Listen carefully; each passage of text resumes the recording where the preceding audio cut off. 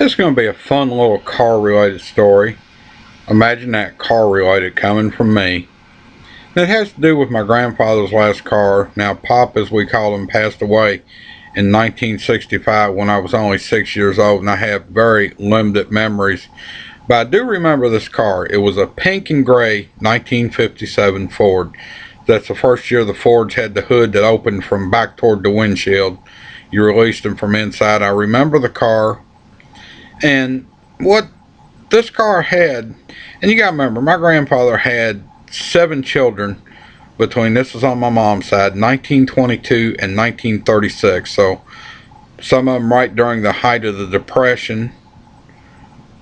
And for years, I don't think he had a car. I've not been able to confirm this. On that side, I've only got one aunt that's still alive, and she may or may not know the history, so I haven't tried to confirm it or anything.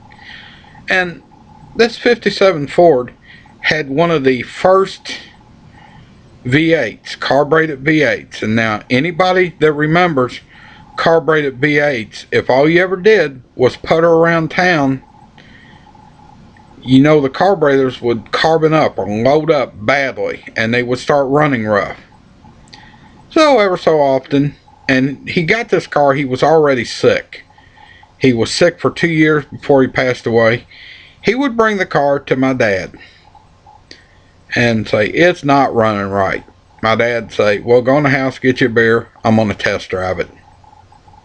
So my dad would take it out for what he said was a test drive, but it wasn't really a test drive. He'd take it out, stomp down on it like you had to do if you're familiar with carbureted cars. And even my mom had a fuel injected V6 Oldsmobile, multi-port fuel injected, that she used to request I take out of town once in a while on maybe a 200 mile round trip, because she said every time it comes back from going on something like that, she didn't drive a lot of expressways, it came back running better.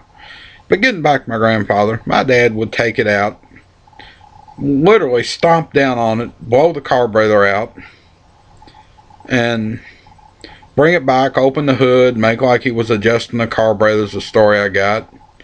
And so it'd run okay for a while, and they'd repeat the whole series. Now, I know this story's boring, and some people's never drove anything without fuel injection where you don't have to do this, but it can really help fuel injection. Even my Cobalt 4-cylinder, sometimes it be not quite seeming have power it should. If I take it on a couple 100-mile round trip expressway, it comes back running better. But if you remember the old carburetor, you'll know exactly what I'm talking about. So just short little story, little fun little story.